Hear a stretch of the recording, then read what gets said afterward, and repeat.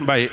Dalam belahan dunia ni, satu bumi, satu dunia ni, kita ada macam-macam manusia, macam-macam bangsa, macam-macam agama, macam-macam ideologi, macam-macam pemikiran.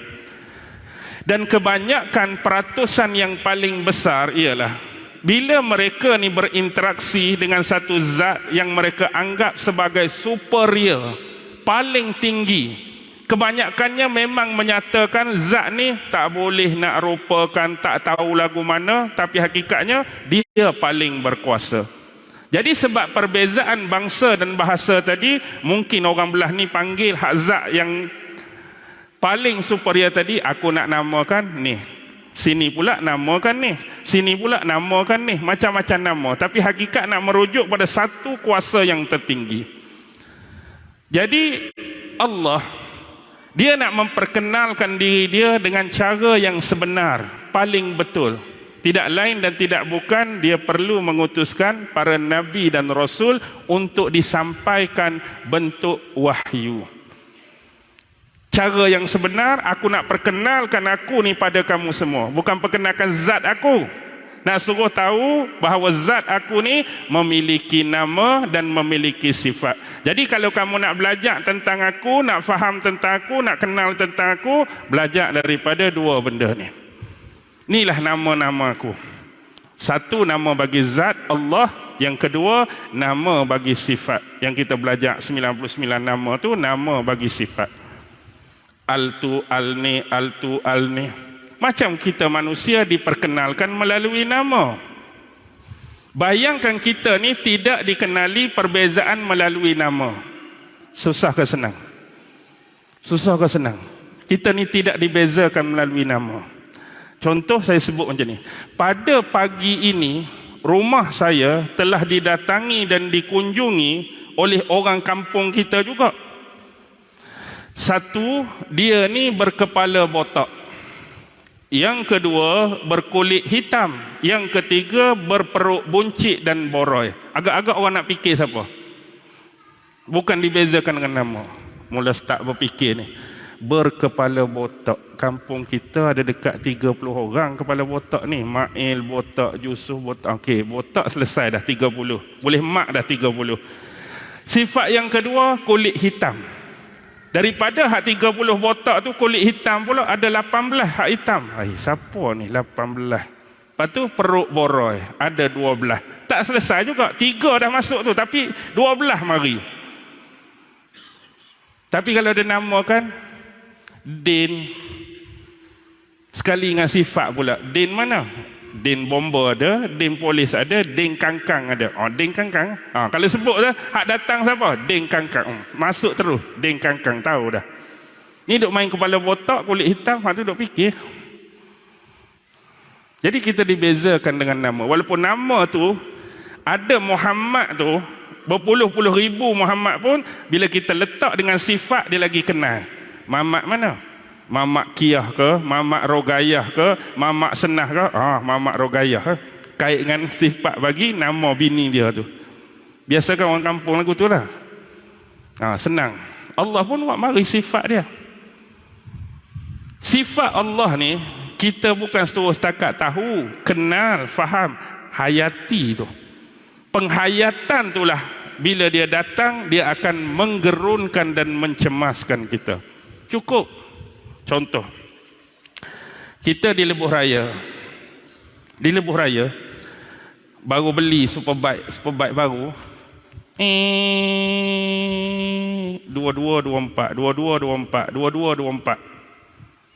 Tiba-tiba tengah tu kita jumpa seseorang bertopi keleda, berkacamata hitam, berbaju putih, berseluar hitam, lain kuning, boot tinggi, ada motor besar, ada buku, ada pen.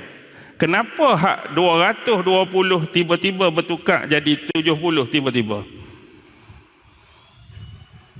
Pasal apa? Tadi 220 elok je. Jumpa orang hak ada sifat tadi, ni 70.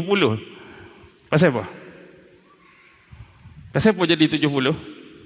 Saya nak habaq dah. Hanya melalui sifat. Kalau tanya, tuan-tuan kenal tak? Polis tu nama apa? Tak kenal pun polis tu nama apa. Dia duduk di mana? Tahu? Tak tahu pun dia duduk di mana. Balai Polis Cawangan mana? Tuan-tuan tahu Cawangan mana? Tak tahu pun. Serba-serbi, semua kita tak tahu pasal dia. Tapi tengok saja sifat yang ada pada diri dia tu, hak 240, 70 ya. Pasal apa? Hanya kerana sifat. Macam itulah nak suruh kita faham dengan Allah. Hak rupa dia macam mana, tu hak dia. Tapi sifat dia tu Al-Jabbar, Al-Muntakim, Hayati, baru dia masuk. Dia akan jadi macam tadi. Nak saja buat benda haram, rasa nak buat benda salah, cukup dengan sifat. Yang jadi masalahnya, kita kenal, kita faham, sekadar hafal.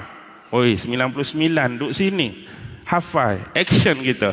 Tapi setiap kali semayang raya, datang selipar RM3, balik selipar RM300. Banyak tak berlaku? Hari raya, dia datang RM3 punya selipar, balik RM300 punya selipar. Tadi hafal 99. Di mana hafalan yang maha melihat, yang maha memerhati, yang maha mengawasi? Di mana? Cuma tahu, kenal, faham, hafal. Tapi kalau ada penghayatan, Allah duk tengok aku tadi. Allah melihat. Tak ada. Hayati. Tapi kalau sekadar hafal, bedai habis.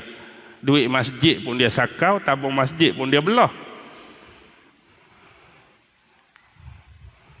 Ni. Walaupun aku belah tabung masjid, kalau hang suruh aku hafal 99, lancak di lidah ni. Tak mau lancak di lidah 99 tu. Ni, aduk sakau duit masjid, tabung masjid ni, apa cerita? Faham? Baik. Bila sebut hamba, kenapa status dan kedudukan tertinggi?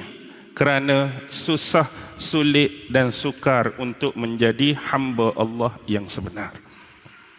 Susah. Hakikat kita semua ni hamba Allah, tapi nak jadi hamba yang benar-benar memperhambakan diri kepada Allah, tu paling susah. Sebab rata-rata manusia zaman sekarang, lebih-lebih lagi disebut istilah akhir zaman ni, biasanya akan jadi hamba kepada 3 benda ni, triple. Kadang-kadang ada manusia yang jadi hamba kepada sesama manusia. Yang kedua, kadang ada manusia yang jadi hamba kepada iblis setan. Yang ketiga, kadang manusia ada jadi hamba kepada harta dan hawa nafsunya. Jadi fikir-fikirkanlah, tepuk dada, tanya iman masing-masing, kita berada di kategori yang mana? Betul-betul hamba yang memperhambakan diri pada Allah, atau hamba kepada sama manusia, atau hamba kepada iblis setan, atau hamba kepada harta dan hawa nafsu kita.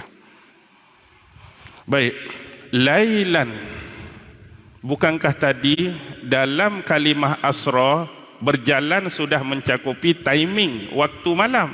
Tiba-tiba Allah datangkan lagi kalimah laila, seolah-olah macam 2 kali cerita pasal malam. Kenapa? Kalau tak datang kalimah lailan, mungkin orang menganggap asra tu berjalan pada tempoh malam yang penuh, sepanjang malam. Dekat-dekat nak subuh baru sampai. Tapi bila datang lailan, nak membuktikan perjalanan tu cuma diambil sebahagian malam sahaja. Bukan malam yang penuh, bukan sepanjang malam. Minal masjidil harami ilal masjidil aqsa. Dan ini menceritakan konsep makan.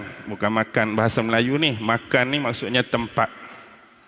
Diperjalankan bermula di mana, destinasi terakhir di mana.